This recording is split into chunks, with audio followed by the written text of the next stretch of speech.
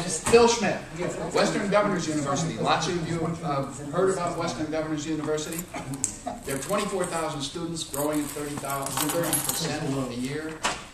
Philip has been with them for 10 years, of their 14 years, started when there were just 8 faculty and 500 students. That's okay. It's the only, here's some critical things, it's the only completely online, non-profit, competency-based university in the world. And they're growing like crazy. I think we could learn a lot. We've already learned a lot. I'm going to turn it over to Phil, and he's going to talk fast. Okay.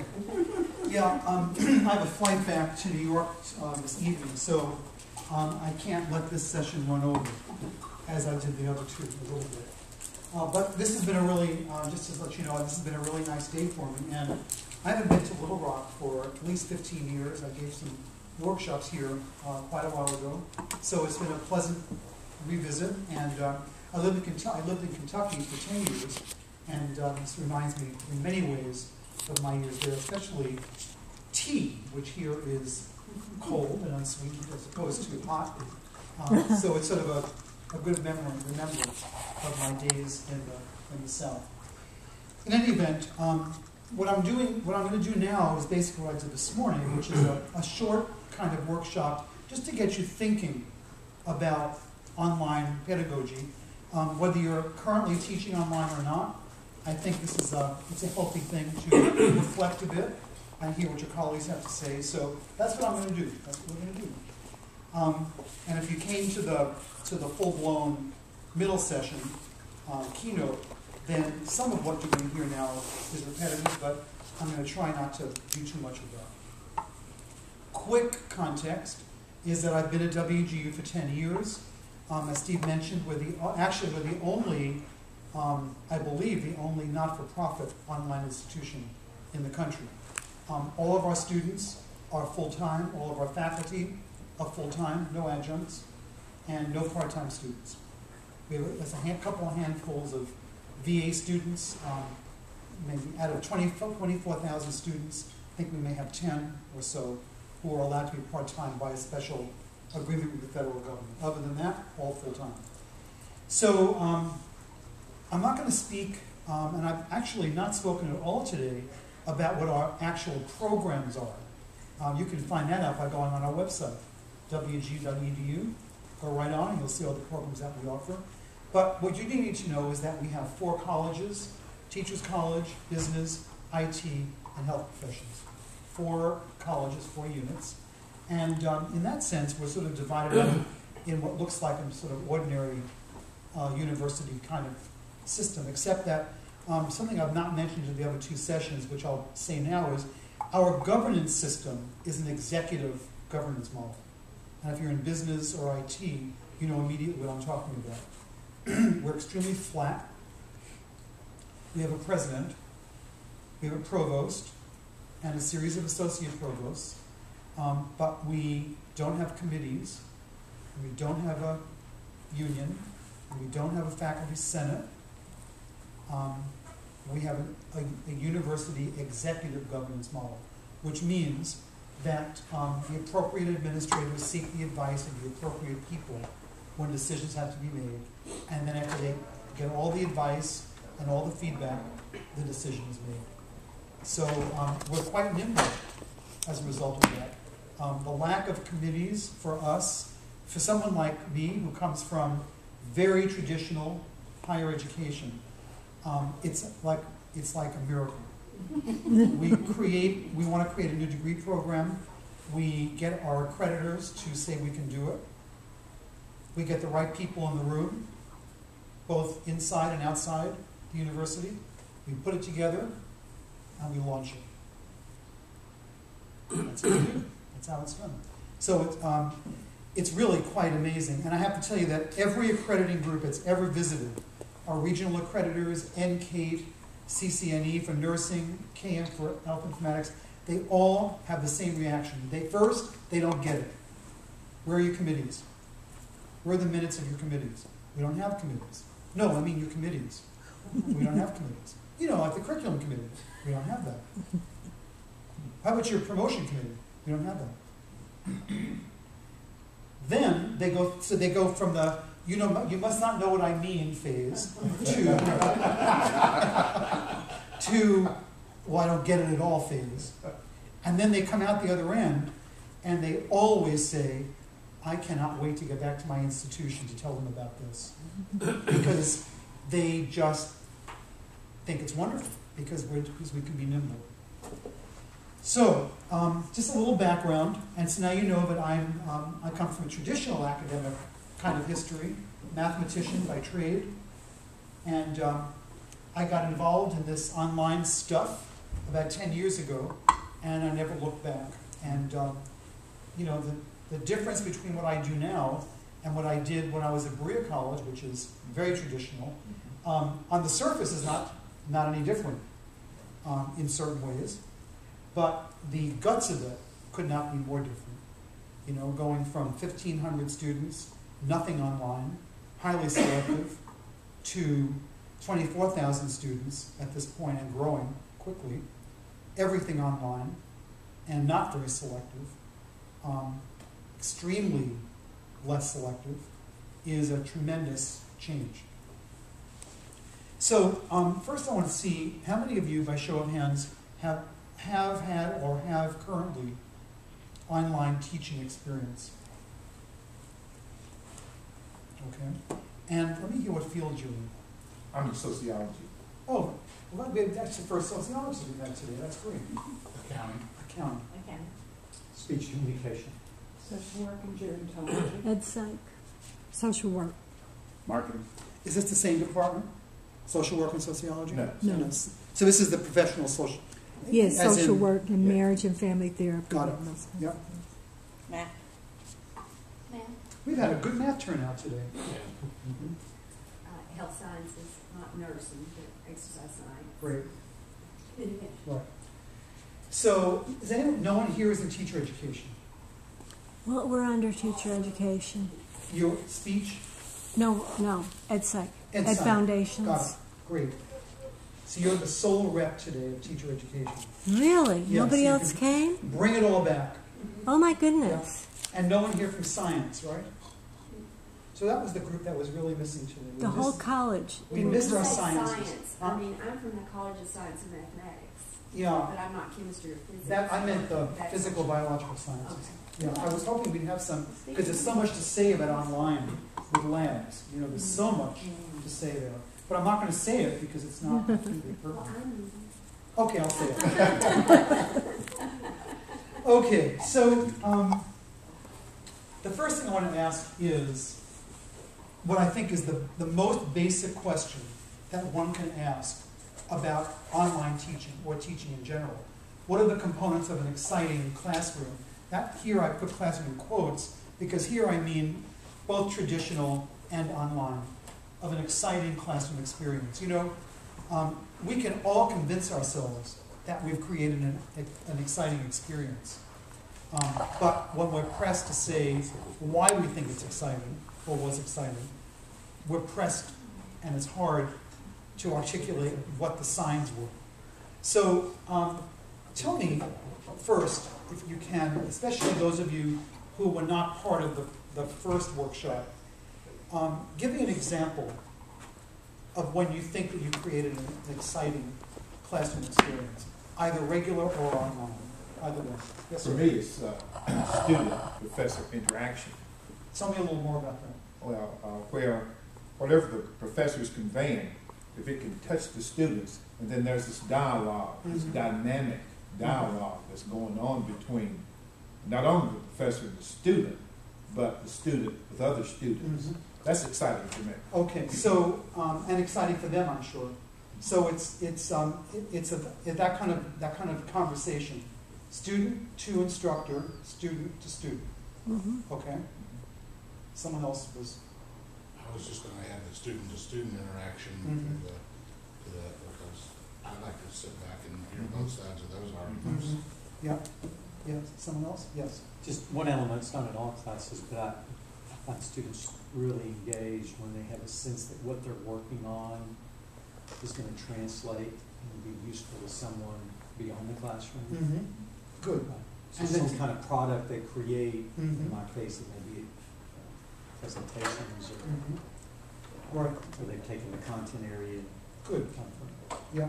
So something, when you see evidence that they either can go off and do something with it, make something, create something with what they've learned in the class, good. Someone else? Yes. In a similar vein, as a math teacher, you get the question, when am I ever going to do this? Yep. Why do I need to do it? I like when we are able to show how it's useful in other situations, other classrooms, other majors, fields of study, for example, having discussions about how to use calculus too and business applications and different things. And you can see in many students, they have that aha moment. Oh, that's why. Okay, so one of the that's one of the components of an exciting classroom experience. So we have several here. We have the teacher-student dialogue. We have the student-student dialogue. We have the sense that this is something useful, that you can go off and do something with it, which is the opposite of what they think of when they see delta epsilon proofs, right? Which is what in the world could this possibly be for? Right. And so there's the aha moment when they say, oh, now I see why I have to do that. Or, now I see why the sine function is important, or whatever it might be. More examples? These components? With the presentations that you talked about, I like the way that they're able to then either make a critique about it, or to kind of challenge challenge some assumption that we might normally have about it. In other words, think through the process. Good. So that's actually related to everyone, which is, it's not just rehashing during the conversation, or in creating the product, or in the aha moment, but going one step beyond that and being able to do something critical thinking. When you can achieve that, regardless of the classroom, you've done something very substantial, right? Because you've gotten the student beyond simple reflection to the point where the student can actually be a critic. When I was doing doctoral work many years ago, I used to watch for that myself. I used to watch for students who could look at another student's solution and say, that was a long way around, could have done it more easily. Because that would hurt the first student's feelings. But in the long run, when they got used to that dialogue, they both realized that they were both gaining. The first student's gaining because he's able to articulate what the second student might have done differently. The second student's learning a new way to do it that she hadn't thought of. So what's interesting about everything you've just said is that those components are the components of exciting pedagogy, whether it's on the ground or in the air. Whether it's virtual or a regular classroom, this is what we always try to do. The puzzle for the online environment is twofold. The puzzles, I should say. First, it's a bit of a puzzlement to get it done. How do you get students to speak to each other? How do you get them to speak to you? But more than that, how do you recognize when all this is happening? So, for example, with the aha moment, how do you spot it? Right? I mean, it's not the same as having the student right in front of you, and then you can see it. You need to get used to the fact that some of this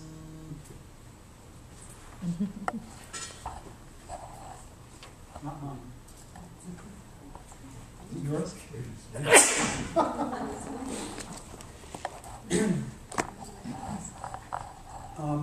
We need to get rid of the notion that all these things that you're talking about that lead to excitement or represent excitement or signal excitement are things that have to happen while you're absolutely there.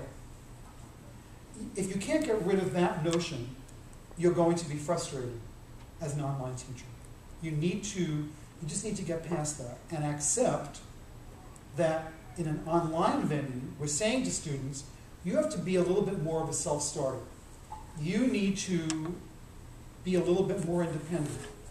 You need to get online when you have some time and post comments and read other students' comments. And then you, the instructor, might not be there all the time. I mean, if you're going to be there, why tell them they have to be somewhat independent in terms of learning? So you want this stuff to be swirling around, and an awful lot of what's really at the heart of good teaching, fortunately or unfortunately, will happen when you're not watching it. However, you'll spot it. You have to be willing to then go back in and you can say, well, look at that interaction. Wow. Or, so-and-so said that she took what we did today and went off and did X, Y, and Z with it. And that was exciting. Or you can spot the aha moment. Or you can see one student critiquing another's comments or work, whatever it might be. You just have to adjust to it is asynchronous, and you need to accept it. And accept it doesn't mean just say, okay, I accept it. It means you need to own that piece of the instruction. You need to be willing to go back in, look for these kinds of activities, and then yourself, as the instructor, comment. I'm not saying give up your role as the teacher. I'm saying give up the role of, I have to be there when it's happening. You need to rid yourself of that. Otherwise, you might still be able to be effective, but you'll be unhappy. Because you'll keep thinking, if this was in a classroom, I'd have been there for that. Well, big deal. Really. What we're trying to do in online pedagogy is get students to do this. That's the whole point. I told the morning group, and I think it bears repeating, even though a few of you are going to hear it now for the second time. In the early days of Western Governors University, and I'll be quick about this, we used to give as a learning resource for these, as students would get ready to pass assessments, we would let them sign into other universities' online courses. University of Colorado, Calculus 1, University of Washington, Sociology, World History 1, that kind of, all over the country. We had contracts with, maybe 40, 50 universities. Good ones, really good universities. I don't remember University of Arkansas, but it's entirely possible. We had a course here that we had students sign into. And it was very neat and slick. The student would go into her academic action plan where all the assessments and all the learning resources are listed, and they would click on the learning resources and it would open up a menu, and one of those would be Calculus 1 at the University of Washington, Seattle. And they would click on that and they would get registered. And then the class would start. They would get an email from Washington saying when the course was starting, and then they'd be a member of the class. It's great. Here's the problem. For the most part, these classes were terrible.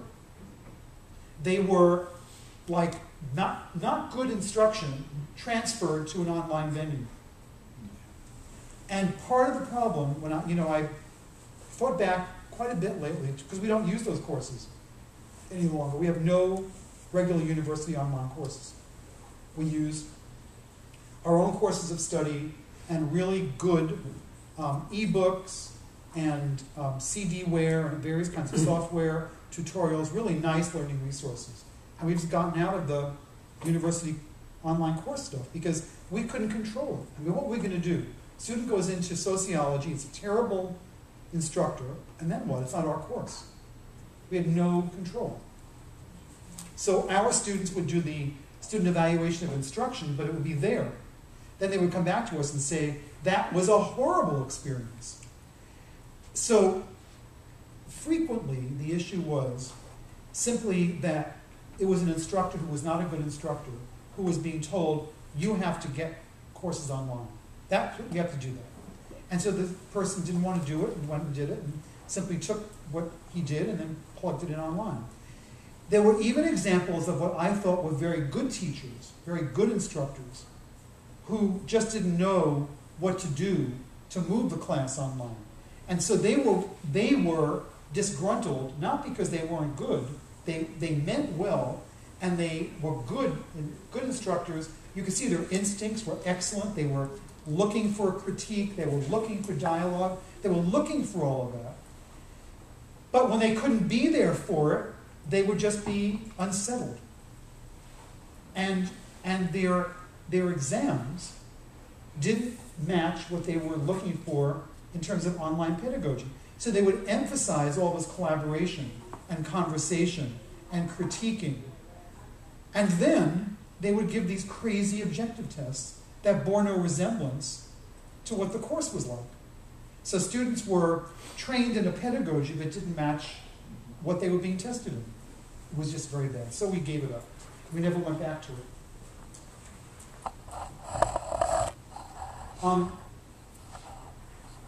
Here's a question I want to ask. Can you give an example in which you had an exciting classroom experience? Now I'm talking about traditional classroom, not online. A traditional classroom experience, and you would not have predicted that it was going to be that way. In other words, you had a really fabulous success, but going into it, you thought it was just going to be an ordinary teaching year. And out of nowhere, you had this wonderful thing happen. Give me an example. It's happened to all of us. Yes. Yeah, just last week, I had just told them one day, from one day to the next class period, from Tuesday and Thursday, I said, hey, let's do a presentation on sliding filament theory, because they hadn't been getting it. I said, but I don't want an ordinary presentation. I want a rap, or I want to, I want you to be creative. And so that's going to be part of it. And I thought, oh my goodness, this has been so last minute, and just jumping into it, it's going to be terrible. But it was wonderful. The baseball players went on YouTube, and they made, a video. And then the thing that I couldn't predict, I had a quiz right after on that. After they finished it, I said, okay, get out a sheet of paper and tell me about the sliding filament theory. And I had also had them peer review each other, with their little evaluation, the members of the group. And it was really the people that were like directing the video. The class evaluated them very low, but on my quiz, they were perfect. They knew all about the sliding filament theory, where the other people had just learned their parts. But then I also had one of the basketball players who had done one of the skits. He said, Miss Coleman, can I stand up when I'm taking this quiz? And I said, yeah. And he started going through the skit, his part of the skit, So it was real exciting, and they loved it, and I did too. So that's great. So tell me, why, in a short statement, can you tell me why it worked out as well as it did? What was it about what you did that made it what it was? One thing, it was just fun for them. Mm-hmm. And they were interacting with each other, and they just got totally immersed in it. Mm-hmm. So it was collaborative. Yeah. And they were totally engaged. Right, mm-hmm. right. And they even went to the point of, okay, we will get in touch with each other on pronto tonight. Mm-hmm. And I was like, ooh, that was unexpected too. Right. Good. So they were. Okay, so that's one. You can be involved in the most ordinary seeming kind of instructional setting, and if students become engaged with each other, especially in a collaborative manner, the lesson will take off, whether it's online or not. Mm-hmm. And this was a traditional classroom experience, yeah. right? Yeah. Which is what I was looking for. Other examples of where this has happened to you, where you just thought, wow, didn't think that would happen. That's great.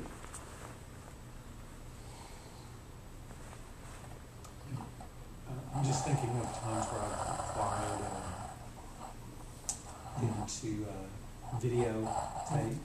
videotape an actual dialogue group, and then they have to view those. Mm-hmm. And they really do see things about their own behavior that they didn't realize were present. Right. The way they attended to one another or didn't attend to one another. Mm-hmm.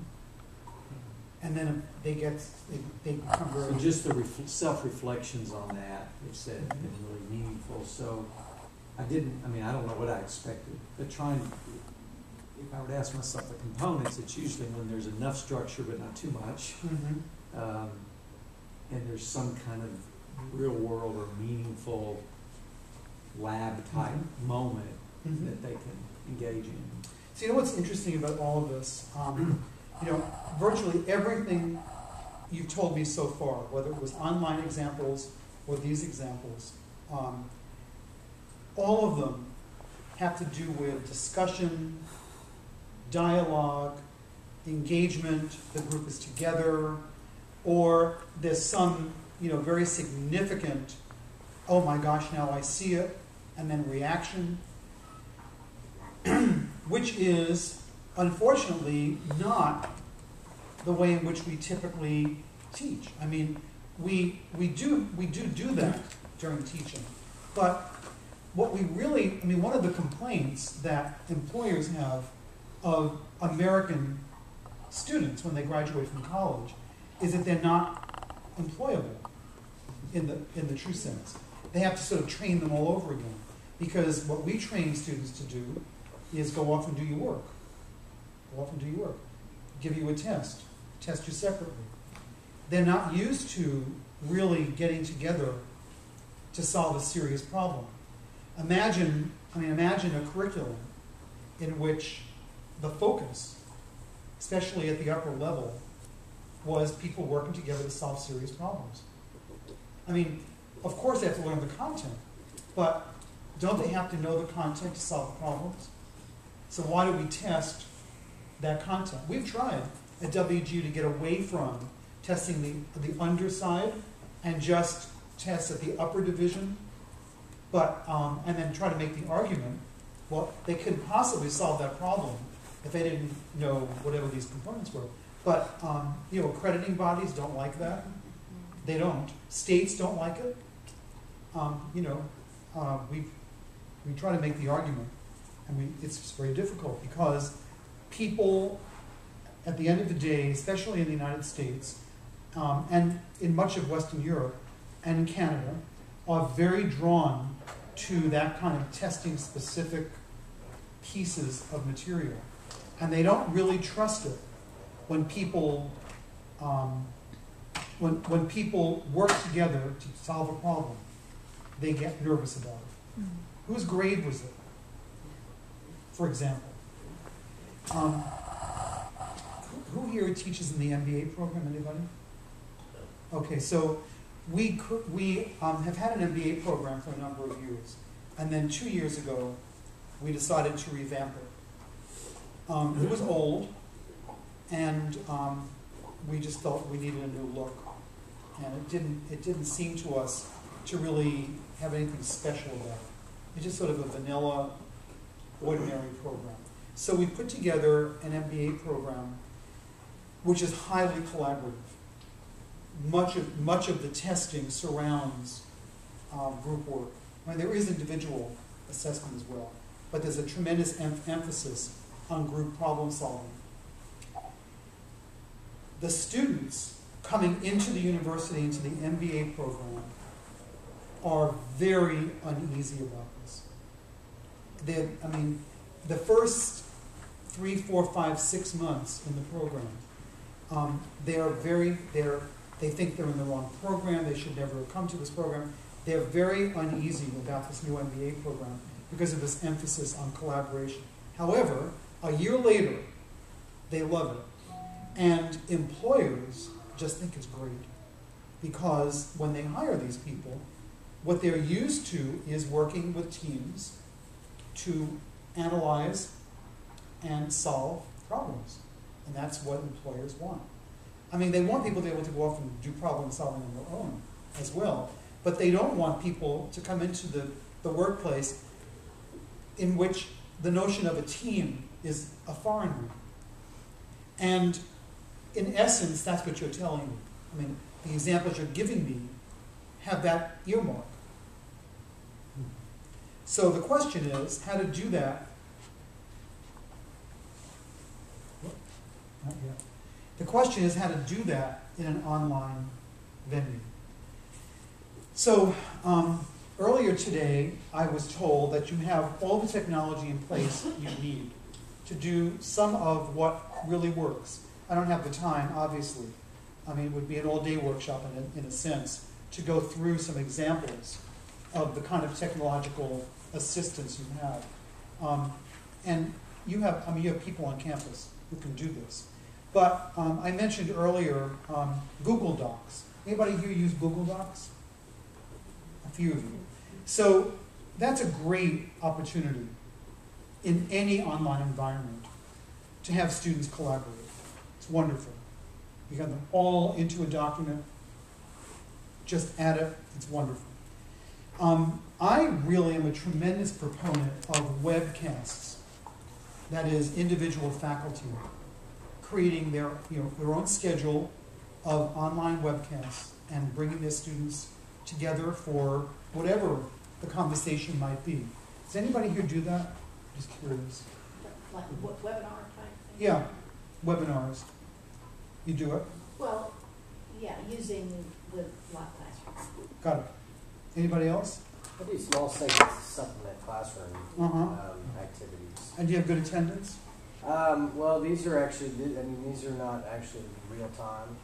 These are just kind of additional content. So you create a video, in essence, create a video snippet. Yeah, a snippet. I do a lot with technology, so a lot of instructional kind of, hands-on stuff in those regards. But that embedded into like an interactive, like Google Docs, PowerPoint, where you can do commenting and real-time chat. There can be a similar tool that's free for us. I think that's great. And those of you who are doing those kinds of video snippets, that really works well. If you haven't done live webinars, you should experiment with it. It's extremely powerful.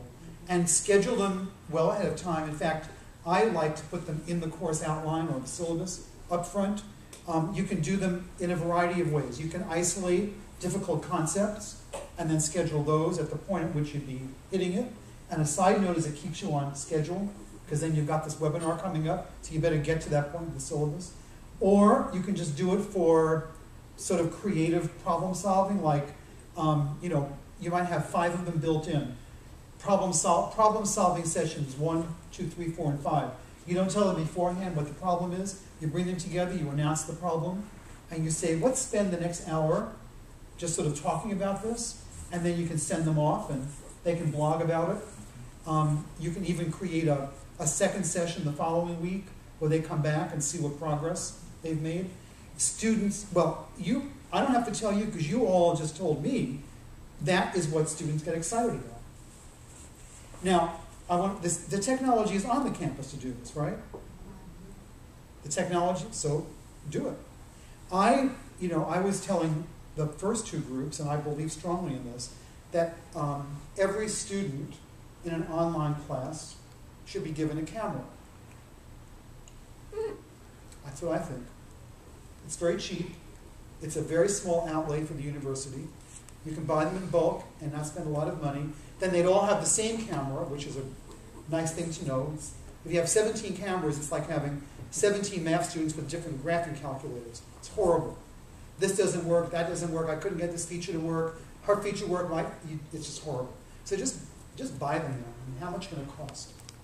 $30, $40, it's nothing, really. And then you can have wonderful 2-way video, which is really nice in those situations. If you haven't seen that operate, you should see it. It works really well. And for those of you who feel like you just need that fix, I want to see them when they get the concept fix. It's like an injection, it gives you the fix. Oh, I watched her face when she was solving the problem. I saw him when he got the delta, finally understood what delta epsilon is, or whatever the accounting concept is. Oh, she finally got it. I could see it in your face. So you get that fix, and it slowly gets you out of the sense that you've got to be there when it happens. It's like a training. Yes, sir. What platform do you guys use for your webinars? It's kind of bundled into your online course? It is. Okay. Yep. It's bundled into our courses of study. We don't use Blackboard. We use our own LMS. And I don't know, is this a Blackboard campus? Yeah. So do you all like Blackboard? Yeah.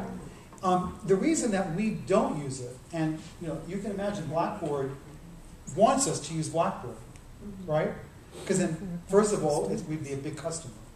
Secondly, people like me would be telling other people what we do in Blackboard. So they would like that. Well, originally, we didn't want to use any learning management system. We wanted to operate separate from them, you know? And then we decided we sort of needed one, so we created our own platform. And so then we can build whatever we want into it, you know? But as we grow, it puts tremendous pressure on our IT department, you can well imagine, which is enormous. I mean, our entire university, in a sense, sits on the shoulders of these IT people. If we have an outage, it's serious business. So we have all kinds of fancy backups and, you know, earthquake, all kinds of stuff. I mean, it's just, it's not even stuff I'm familiar with, but I know the number of people involved, and I know what it's like when anything is down and students become hysterical. So it's a big deal. And keeping up with our own platforms is really a tremendous burden and stress. So, you know, the big departments in our university are things like IT, assessment, learning resources. Those are our huge departments. And then we have many hundreds of faculty members all over the country. I think we have 700 now. I think that's right. And about 400, soon to be 500 graders, people that grade the performance exams, not the objective assessments, but the ones that are, you know, either labs or essays or solve this problem in accounting, or solve this math problem, prove this theorem, do this lab, write this essay, write this lesson plan. That's all graded by external people. And our faculty then are free to do the instruction they do in the courses of study and in the communities. So they spend a lot of time focusing on what I'm talking about today, because at the end of the day, if we don't do online, what I call instruction in quotes, because they're not courses, if we don't do it well, the university just collapses because students won't stay around. I mean, students don't care so much that we have the right competency statements. What do they care about that? They don't care so much that we can align our competencies with our assessments, or that we have the right earthquake IT prevention. What they care about is that they go in, the program is robust, they're engaged, they've gotten their money's worth, and they graduate and they get a degree and they get a job. That's what they care about. So we can tell them, you know, we're aligned with all the national standards, and they go, yeah, bother me when I'm not yawning, you know? Yeah, bother someone else about this nonsense. So we spend a lot of time focused on these issues. How do we get students engaged? You know, with an average student age of 36, they're paying for their education themselves. 75% are underrepresented, underserved, either underrepresented or first generation, I mean, or you know, very low income. 75, sometimes close to 80%. And you know, many of them, 70%, 65%, have some kind of federal financial aid. These are not people who are willing just to waste their money. They want the value added. Okay, so the flip side. Give me an example of a classroom experience. Now, I'm talking again, not online, but in the classroom, hardcore, where you were not successful, even though you thought you might be. Yes? A discussion among 60 students on one topic. Yeah. Yeah, that just really almost can't work. Yeah, right. I remember the days when I taught calculus in a lecture hall, and then they would go off to their recitation sections. And the problem was, when they had questions, they had them when I was teaching. And then they had to wait for Wednesday, 2 days later, to go ask the question of some teaching assistant. What they wanted was to ask the question when they were in the room. So, you know, when people are in the seats just throwing their hands and begging to ask a question, you eventually give in, even though you're told not to, and I would take the question. It was hopeless, because then, you know, she had the question, and 45 other people had the same question, and now they're all trying to get into the conversation. Can't work. Okay, good. Another one. Yes, sir. Even when you submit questions, if demonstrating fairly, complex problems, step 1, step 2, step 3. Mhm. Oh, step 1, I didn't understand. Yeah, exactly. That's right. And then, so you got the different people on different skill levels Exactly. and Exactly. just Yeah, falls apart. it falls apart. More. Don't be ashamed to bare your soul. Just which one do you want me to talk But my one that I'm working consistently on is just the old mantra of less is better. I mean, my poorest teaching on this is when I'm convinced I've got to get more in there. It's a disaster. I remember when my son was in 5th grade. I will never forget this. So he's in 5th grade in a public school. It's a K4, 5, 8, 9, 12 system. So now he's in the first year of the school that's grades 5 to 8. And he and his little friend Rachel, my son's name is Reed, his little friend Rachel, and the two of them are on her lawn. And it's the middle of June. In New York, schools go to the Friday of the last week of June. And they pick up on the Monday following the Monday of Labor Day. So it's a little different calendar than the South. You know, these are all built on agricultural models, right? And so, middle of June, beautiful day, and they're on her lawn, and she's got this easel, and she's writing stuff on the easel. I figured they're playing school. It's like a young romance or something, you know? So I walked over, and what do they have on this easel? But all these facts, you know, dates, this happened, you know, the Battle of Hastings. I said, Reed, what is this? He said, we have a final tomorrow.